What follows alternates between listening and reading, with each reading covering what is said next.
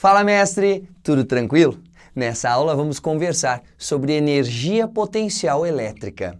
O que será que é essa energia potencial elétrica, hein? Vamos tentar relacioná-la com uma energia potencial já conhecida desde a mecânica, que é a energia potencial gravitacional. É muito fácil provar que existe energia potencial gravitacional. Quer ver um exemplo? Eu tenho esse canetão e eu digo que ele tem energia potencial gravitacional porque se eu deixar ele cair, espontaneamente ele adquire energia cinética. E se ele adquire energia cinética, significa que alguma energia potencial existia disponível para que ele transformasse essa energia em cinética. Então, resumindo, qualquer energia potencial é uma energia que espontaneamente tem uma tendência de se transformar em energia cinética. Ou seja, entre duas cargas também existe uma energia que pode se transformar em energia cinética. Imagine, se eu tenho duas carguinhas pontuais positivas que se repelem-se mutuamente. Eu só consigo mantê-las próximas entre si se eu ficar segurando. Se eu soltar, o que vai acontecer? Ambas as cargas, se puderem, mover-se-ão e afastar-se-ão uma da outra, ganhando cada vez uma velocidade maior. A força que faz com que uma repulse a outra, repila a outra, vai acelerá-las, cada uma delas, fazer com que a sua velocidade aumente, bingo, eu tenho uma energia cinética aumentando. E se tem uma energia cinética aumentando, tem que ter uma energia potencial diminuindo. Neste caso, já que eu tenho cargas elétricas, a energia potencial que está diminuindo para virar energia cinética é a energia potencial elétrica. Então fica muito simples entender o que é energia potencial elétrica. Para um sistema de carguinhas, existe uma energia no sistema que pode transformar-se em cinética caso as partículas sejam liberadas, e essa energia é a energia potencial elétrica. Sendo as cargas do sistema, que a gente tem aqui de apenas duas, para simplificar, carguinha Q1 e carguinha Q2, distanciadas por uma distância d, a energia potencial elétrica deste sisteminha de apenas duas cargas pode ser calculada pela expressão energia potencial elétrica é igual a constante eletrostática vezes cada uma das cargas sobre a distância que existe entre essas duas carguinhas. O K é a mesma constante eletrostática do meio em que as cargas estão inseridas, quando no vácuo este valorzinho é 9 vezes 10 na 9, Newton vezes metro quadrado por Coulomb ao quadrado, e Q1 e Q2 são os módulos das cargas elétricas, incluindo o sinal. Isso mesmo, mestre. Se eu tenho cargas elétricas de mesmos sinais, pode ser positivo com positivo, que dá positivo, ou negativo com negativo, que dá positivo também. A energia potencial elétrica armazenada nesse sistema de duas cargas de mesmos sinais será positiva. Porém, se as duas carguinhas tiverem sinais contrários, uma delas positiva, a outra negativa, ou uma delas negativa, a outra positiva, este produto de sinais tem um resultado negativo. E sim, a energia potencial elétrica para um par de cargas elétricas de sinais contrários será sim negativa. Então, a energia potencial elétrica, assim como a potencial gravitacional, pode ser negativa. E simplesmente dê a distância que separa as carguinhas pontuais em metros. Colocando todo mundo aqui no SI, coulombs para as cargas, metros para a distância e o K em Newton vezes metro quadrado por Coulomb ao quadrado, sobrará nessa solução aqui, nessa análise dimensional, Newton vezes metro, mestre. Só que Newton vezes metro já tem nome na mecânica e é Joule. Mas é claro, não é, mestre? Se é energia potencial elétrica, a unidade tem que ser a unidade de energia no SI, ou seja, o Joule. E isso significa que se a energia potencial elétrica é inversamente proporcional à distância entre as partículas, quer dizer que quanto mais próximas estiverem as partículas de mesmos sinais, maior será a energia potencial elétrica no sistema, porque é uma energia positiva. Quanto menor a distância, maior o valor positivo. Agora vamos pensar, se eu tiver duas cargas elétricas de sinais contrários, mestre, o que vai acontecer aqui no produto das cargas? Vai dar um valor negativo.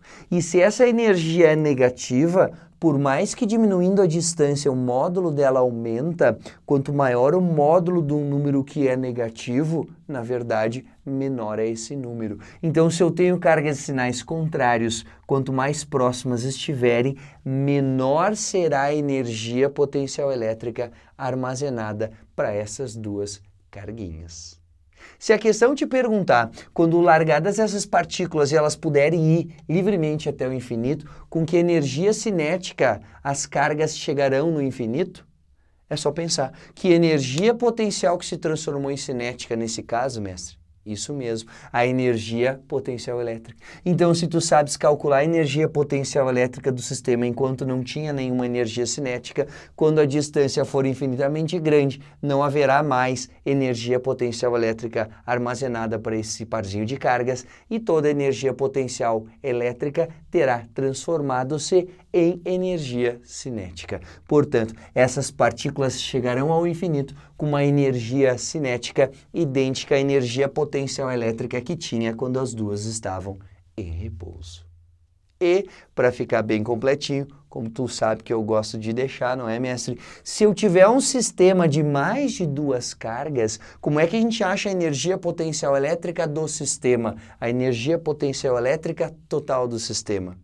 Ora, se eu sei calcular a energia potencial elétrica para cada duas cargas, eu sei calcular a energia potencial elétrica para um conjunto de cargas. É só pensar, eu tenho a carguinha 1, eu tenho a carguinha que era para ser 2, né? Com licença, mestre, só um pouquinho. Vamos salvar. Então, aqui eu tenho a carguinha 2, isso, agora sim. Eu tenho carguinha 1, carguinha 2 e carguinha 3 e entre cada parzinho de cargas existe uma energia potencial elétrica que é calculada por essa equação.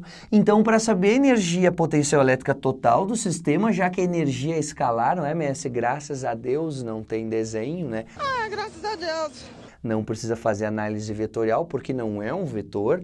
Eu posso calcular a energia potencial elétrica entre a carga 1 e 2, a energia potencial elétrica entre a carga 1 e 3 e, por fim, a energia potencial elétrica para as cargas 2 e 3. Então, a energia potencial elétrica total será energia entre 1 e 2, mais energia entre 1 e 3, mais energia entre 2 e 3. E aí é claro, né, mestre? Entre as duas cargas de mesmos sinais tem uma energia positiva, aqui tem uma energia negativa e aqui tem uma energia negativa também.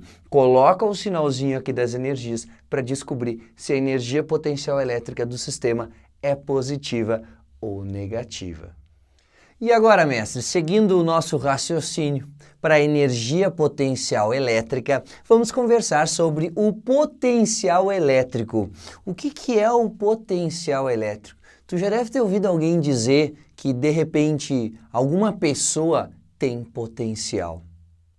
Eu já ouvi isso, hein, professor? Disseram para mim uma vez, fiquei tão orgulhoso de mim mesmo. Então, isso não significa que tu tenha feito alguma coisa, mas significa que tu tem a capacidade de fazer. E isso significa que o potencial elétrico também está relacionado com essa capacidade que o campo elétrico tem de realizar trabalho sobre uma carga. Agora pensa comigo, se por acaso nesse sistema a carguinha de prova é solta e a carga geradora de campo elétrico, vamos pensar assim, é mantida fixa, a carguinha de prova será impulsionada até o infinito, receberá do campo elétrico um trabalho, variando assim a sua energia cinética. Então, o potencial pode ser pensado como a capacidade que o campo elétrico tem de realizar trabalho sobre esta carguinha de prova. Mas a gente acabou de ver que quando uma partícula viaja até o infinito, ela chega lá com uma energia cinética idêntica à energia potencial elétrica que tinha antes de começar a se mover. Então, eu posso dizer que o potencial neste ponto onde está essa carguinha de prova é igual à energia potencial elétrica que ela tem enquanto está aqui, que é a mesma energia cinética que terá quando chegar no infinito, dividido pelo seu módulo, pela carguinha de prova. Então, o potencial elétrico também é considerada a energia potencial elétrica por unidade de carga presente em um ponto do campo elétrico. Mas cuidado, ao olhar para essa equação, parece-nos que o potencial depende da carga de prova. E na verdade não. Ele só vai nos dizer qual é a energia que tem aqui a cada ou por coulomb de carga. Por isso que o potencial no SI tem a unidade energia potencial elétrica Joule por coulomb.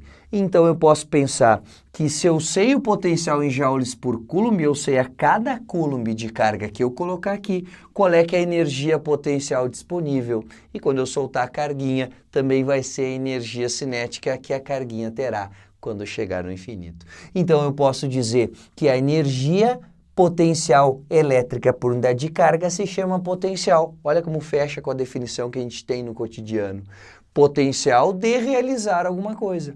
É o potencial sendo a capacidade do campo elétrico de realizar trabalho para cada ponto desse campo elétrico. E o joule por coulomb, que é a unidade básica do potencial, ganhou o nome de volt, representado pela letra maiúscula V também. Então, o potencial V tem unidade V. Tu nunca mais vai esquecer disso aí. Então, pensar em volts é pensar em joules por coulomb. Vou pensar num exemplo aqui para que tu entenda bem qual é que é essa história da relação entre o potencial com a energia potencial elétrica. Na tomada aí da tua residência, do AP, da casa, enfim, onde tu mora, qual é que é a diferença de potencial nos polos da tomada? Qual é que é a tensão na tomada? Qual é que é a voltagem? Olha só, voltagem é isso aqui. Se for 110 ou 220, não faz a diferença para o que eu vou te mostrar de conceito. 110 volts significa que de um polo para o outro existe uma diferença de energia de 110 joules a cada coulomb. Quer dizer, quando um coulomb de carga passa de um polo para o outro, qual é que é a energia consumida por esse um coulomb de carga? 110 joules. Quando a diferença de potencial é 220 volts, significa que para cada coulomb de carga passar de um polo para o outro, foram consumidos 220 joules de energia elétrica. E afinal de contas é para isso que tu paga para as coisas funcionarem. A conta de energia elétrica nos cobra essa energia para transportar cargas de um polo ao outro, gastando essa energia para fazer os aparelhos ao nosso redor funcionarem. Então, o potencial é energia potencial elétrica por unidade de carga, unidade no SI volt, que equivale a joule por coulomb. Então, quer dizer que se eu tiver um potencial aqui de 3 volts, significa que tem 3 joules para cada coulomb de carga que eu ali colocar. Se eu tiver 2 coulombs, eu tenho 3 volts, 3 joules por coulomb. Com 2 coulombs, 6 joules. Então, se a questão te perguntar, quando num ponto em que o potencial é 3 volts, eu colocar uma carga elétrica de 2 coulombs, quando essa carga for liberada, ela vai chegar no infinito com qual energia cinética? Ora, tinha ali disponível 3 joules por coulomb, 3 volts. Se ela tem 2 coulombs, ela chegará no infinito com uma energia de 6 joules. E para fazer essa conta é muito simples, mestre. Tu pode olhar para essa equação mesmo, passar a carga multiplicando e aí a energia potencial elétrica presente para esta carguinha de prova neste ponto é o potencial gerado pela carga geradora nesse ponto vezes a carguinha de prova. Por isso que eu fiz a conta, 3 vezes 2 deu 6. O potencial era 3, a carga que eu coloquei ali é 2 coulombs, a energia que tem disponível para essa carguinha é de 6 joules. Então, se eu soltar ela e ela for espontaneamente e só sob a influência do campo elétrico até o infinito, a energia potencial elétrica de 6 joules será transformada em energia cinética e ela chega no infinito com essa energia cinética de 6 joules. Agora, se esse potencial depende tanto dessa carga geradora e não depende da carga de prova, como é que será que se calcula esse potencial? É mesmo, né, professor? Tu fica falando, depende da carga geradora, mas como é que eu calculo em função da carga geradora? Pois bem, mestre, se eu tenho que a energia potencial elétrica para esse sistema de cargas é igual ao potencial gerado pela carga geradora, onde está a carga de prova, vezes a carga de prova, é só substituir pelo que a gente viu há pouco. A energia potencial elétrica para um par de cargas. Este valor pode ser substituído por KQQ sobre a distância. E, como os dois Qs que estão dos dois lados da igualdade, cada um de um lado, são a mesma carga, eu posso dizer que o potencial é igual a K vezes a carga que gera o potencial nesse ponto sobre a distância. K é aquela constante eletrostática do vácuo de novo, aliás, do meio de novo, e se for do vácuo vale 9 vezes 10 na 9. Q é a carga em coulombs e D a distância em metros. Novamente, o potencial aparecerá em volts, que é a mesma coisa que joules por coulomb. E eu coloquei um asterístico aqui para fazer uma observação importante, mestre. Já que potencial é uma grandeza escalar, eu preciso colocar o sinal na carga, porque se eu não colocar, eu não sei se é um potencial criado por uma carga positiva ou se é um potencial criado por uma carga negativa. Portanto, coloco o sinal para saber que o potencial gerado por uma carga elétrica positiva é positivo e o potencial elétrico gerado por uma carga negativa também será negativo. Tá, mas e se a questão perguntar o potencial de um conjunto de cargas? Vamos lá, mestre. Se eu tenho a carguinha 1, a carguinha 2, a carguinha 3 próximas a um determinado ponto P, o potencial total nesse ponto P, ou simplesmente potencial no ponto P, será calculado, somando-se os potenciais de cada uma das cargas criados no ponto P. Claro, já que potencial é uma grandeza escalar, a gente não precisa fazer desenho nenhum. É só somar o valor do potencial de cada uma das cargas gerada naquele ponto. Então, cada potencial gerado aqui, de cada uma das cargas, adiciona-se e encontramos o potencial total dessas cargas, o potencial no ponto P. E cada um desses potenciais, em função das cargas que geram os potenciais das distâncias das cargas em relação ao ponto em que se quer calcular o potencial equivalente, vai ser igual a KQ sobre D para a carga 1, KQ2 sobre D2 para a carga 2, KQ3 sobre D3 para a carga 3. Não esquece, mestre, de colocar o sinalzinho da carga, porque se for um potencial negativo, vai acabar subtraindo, e se for um potencial positivo, ele acabará somando. E aí tem um pequeno detalhe aqui, mestre. Se as cargas forem equidistantes ao ponto P, isso significa que todas as cargas que a gente está falando tem que estar a uma mesma distância do ponto em que se pergunta o potencial equivalente. Então, todas as cargas têm a mesma distância. Se todas as distâncias, no meu exemplo não é, né, mas se fossem iguais, eu não ia ter D1 aqui, eu não ia ter D2 aqui, eu ia ter simplesmente D. E se tem KQ1 sobre D, mais KQ2 sobre D, mais KQ3 sobre o mesmo D, o K sobre D é igual em todos os termos. Portanto, a gente pode evidenciar quando as cargas forem equidistantes de P. Então, eu posso colocar K sobre D e somar as cargas, claro que colocando o sinal. Então, o potencial equivalente para um conjunto de cargas equidistantes, na verdade, pode ser calculado primeiro somando-se as cargas e pelo somatório das cargas a gente calcula um potencial, como K, somatório das cargas, sobre a distância, que foi o que eu coloquei aqui, mestre. K vezes o somatório das cargas sobre a distância. Não esquecendo de, para fazer o somatório das cargas, colocar o sinal de todas elas. E aí, a gente vai encontrar o potencial resultante do conjunto de cargas.